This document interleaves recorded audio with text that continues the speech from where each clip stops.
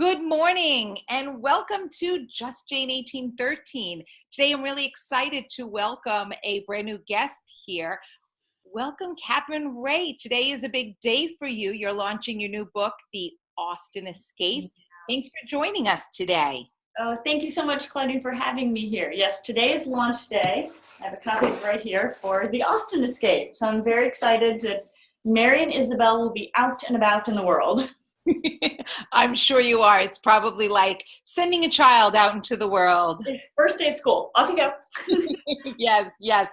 Well, I'm really excited because I had the pleasure to read the story this weekend and to get lost in your Austen Escape.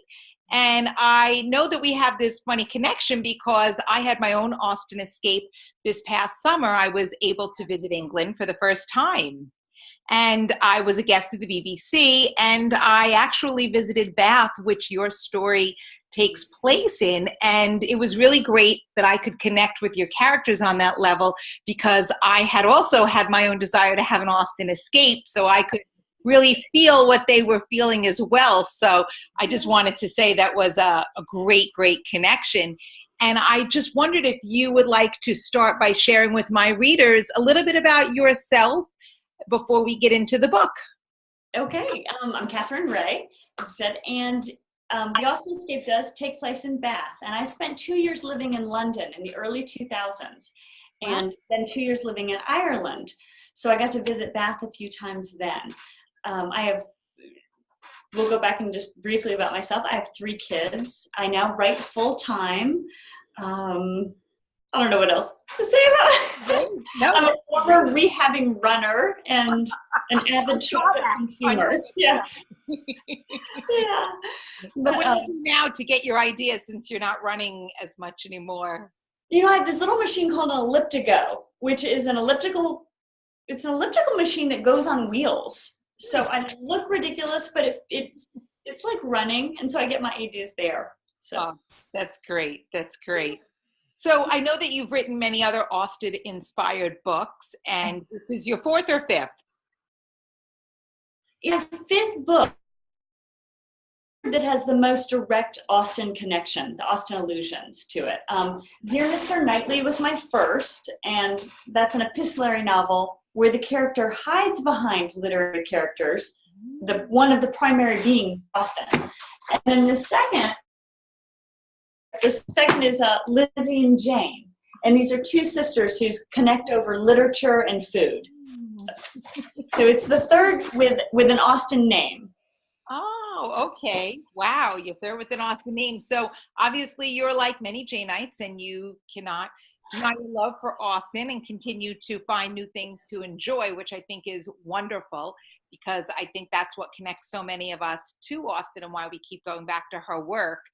I was wondering, you know that right now I'm the regional coordinator of JASNA New York Metro, and I was wondering if you also belong to a JASNA group. I do. I found JASNA in Seattle when we lived out there, and I loved the meetings and meeting other writers and just other, Jane Austen fans. It really was a lot of fun. I have one regret, though. I have not been to an AGM. Oh, you haven't? No. I have tried 3 or 4 times. Conflicts have come up. There was one I was signed up for. I had my plane flight and I got so sick. I think it was the flu or a really bad cold, and I had to cancel 24 hours ahead. And so I haven't been yet. So I'm really disappointed about that. So I will get there someday soon. That would be great.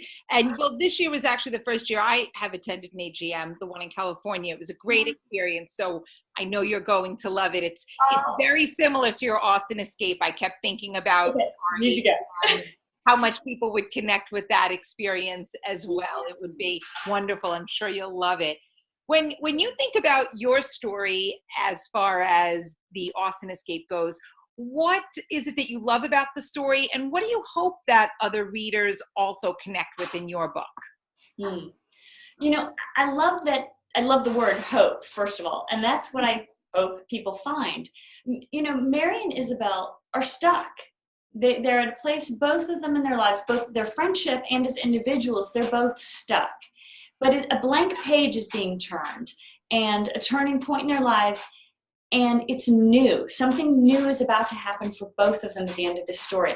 And I think we too can get a little stuck, and something new can happen for us. And so I would love readers to approach this, have a lovely escape, like Austen's work, where you can see yourself in many different characters, see a little bit of their story somewhere in here, and realize that tomorrow is a blank new page, and there's hope there. So I think that's what I'm after.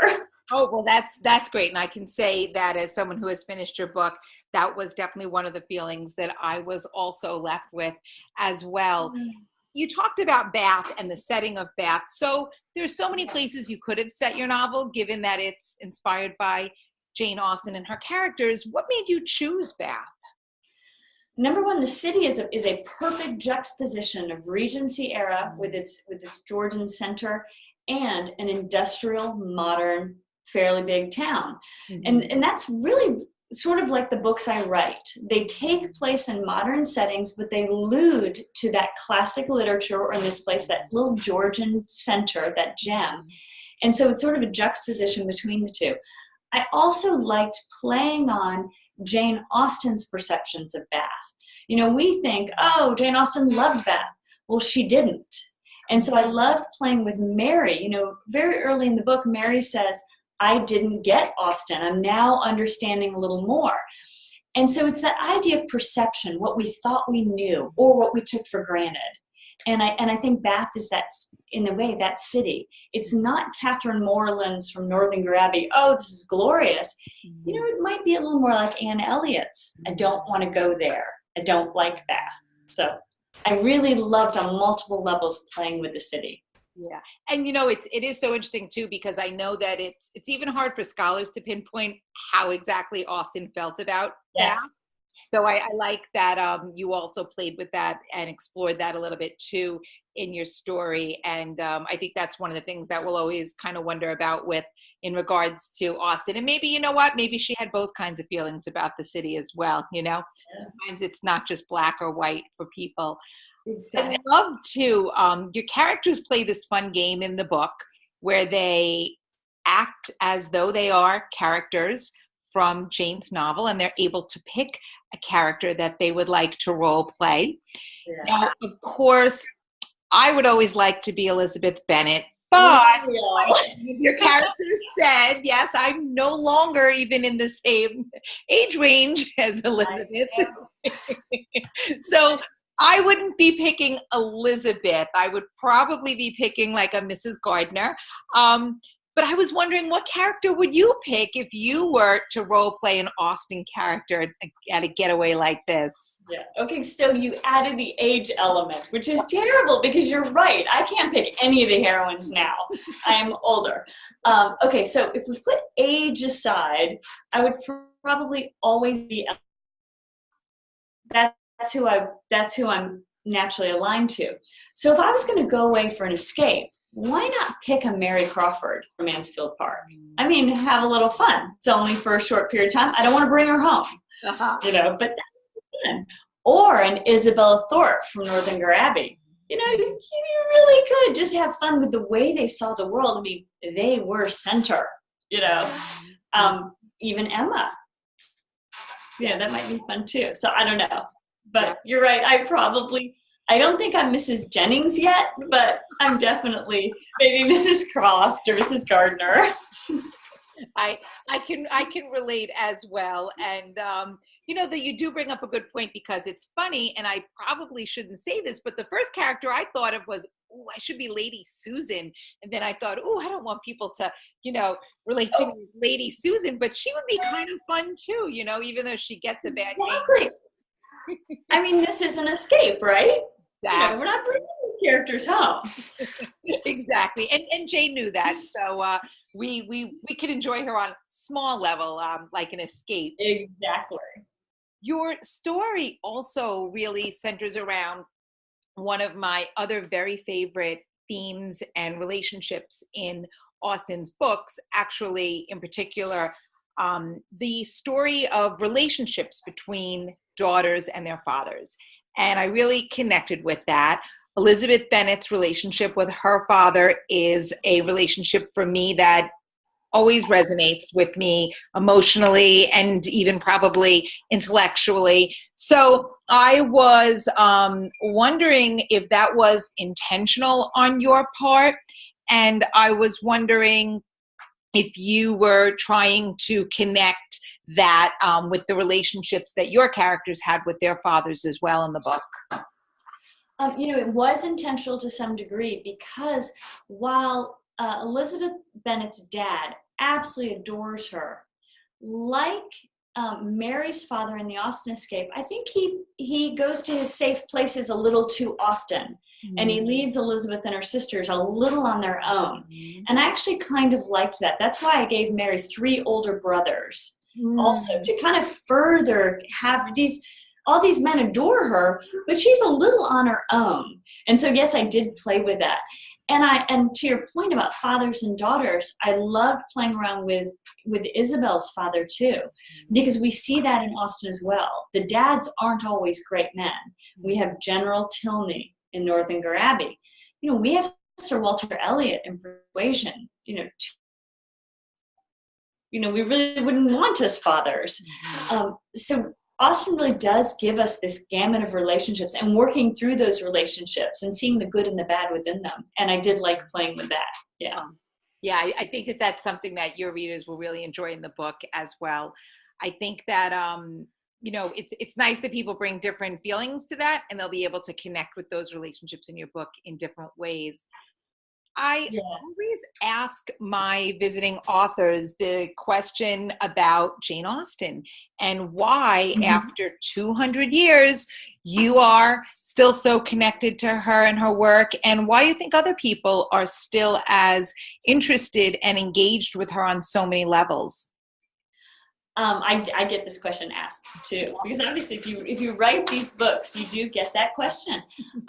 It's a dual answer here. Number one, I think Jane Austen, she's brilliant, but she knew us better than we know ourselves sometimes. She pinpointed human nature perfectly, and human nature hasn't changed in 20 years. So much has changed, but human nature hasn't. And she did that often in a single line. There's a line in Pride and Prejudice where Darcy says, I was taught good principles as a child, I'm paraphrasing, but I was left to follow them. I think he says in Pride and Conceit. And we've got Darcy there in a sentence. We know about his childhood. We know about some of his internal struggles at a really deep level. And she just got us. Now, another thing which I've stumbled across, I noticed it a few years ago. I read a study that said Jane Austen's word choices were here, say, whereas the rest of the writing at the time, her time, was here, the words. She was off. And in our world today, the words might be here, but her words are still off. Her word selection is still off here, the way she described things. And what I find is so interesting is when you read Austen, you read a lot of varies, muchlies, comparisons. And we are not taught to write that way. We are not taught to write something is more beautiful or more pleasing or very pleasing. We're taught to use some, very direct words. And yet we think in those comparisons. Whether it's a subconscious ideal or a comparison like this chair is more firm than that chair, one in front of us, we think in comparisons. And so I think that's why her writing continues to resonate, is because we still think that way. We still have these ideas in our heads of what is the ideal, not necessarily figure, but the ideal situation. What would it look like? And then Austen gives us varies and muches to sort of get us around that. So I think, her brilliance is on many levels, and that's why we still turn back to it. I like it also because her novels were cutting-edge stories at the time. She really took quite a sharp eye at the socio-political and socioeconomic things that happened in drawing rooms, small spaces that we had access to. And I love taking these allusions to her literature and again placing them in the modern context and saying, okay, here's a romanticized view now, 200 years later, we think it's a romanticized view. Let's update it, put it in a modern context, and see what kind of mashup we can come up with, and look through that lens. And it really is a lot of fun. So that's kind of a long answer, but I love it though. Think about. I love it. I think what you say about Austen knowing people so well is ultimately what always drives people and attracts people to her work. I think that so many people feel like an ownership or a relationship with the characters she created. And when I think about this a lot, and when I read, I'm always thinking, is it the story or is it the characters? Is it this? Is it that? And, I don't know if it's this for every great writer, but I think for Austen, it's really the characters. I think we just love these people so much, and they become such a part of, who we are or what we love about life. So I love hearing that you can discuss it at that word level in a way where, yes, we probably are thinking very similar to how she writes and connecting through that as well. So I think it's wonderful. How did you become a lover of Austen? Was there someone in your life, like one of the characters in your book, who introduced you to Jane Austen? My mother introduced me to Jane Austen when I was about 13 or 14, and I read all of her novels middle school and early high school. Then I put her away for many years. Sure. And then in 2009, I was injured and I couldn't read something new. I needed something comfortable, like a hug, a literary hug. And the first novels I turned to were Jane Austen's again.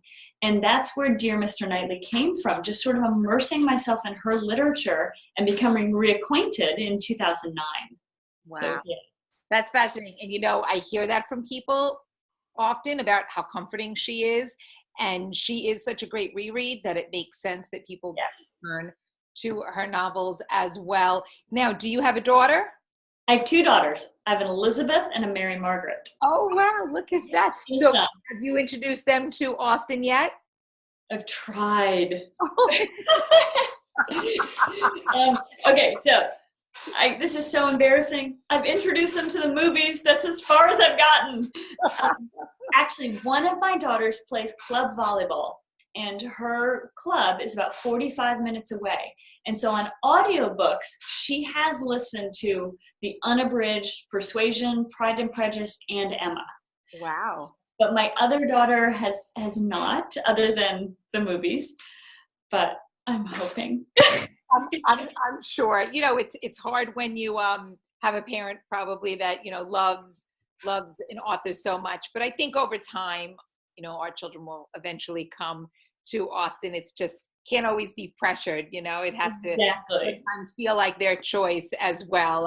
And Jane knew that too. We all have to find our own path, feel like it's our own idea. So that's great. Well, I hope that they grow up to love Austen as much as you do. And I hope that your readers really love this new story and connect with your characters as well.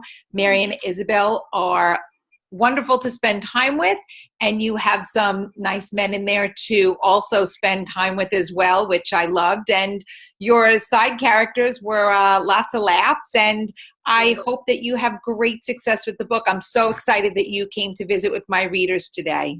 Thank you so much. This was absolute delight. I loved it. So Thank you. Well, we look forward to having you back in the future, and thank you. Have a great launch. Wonderful.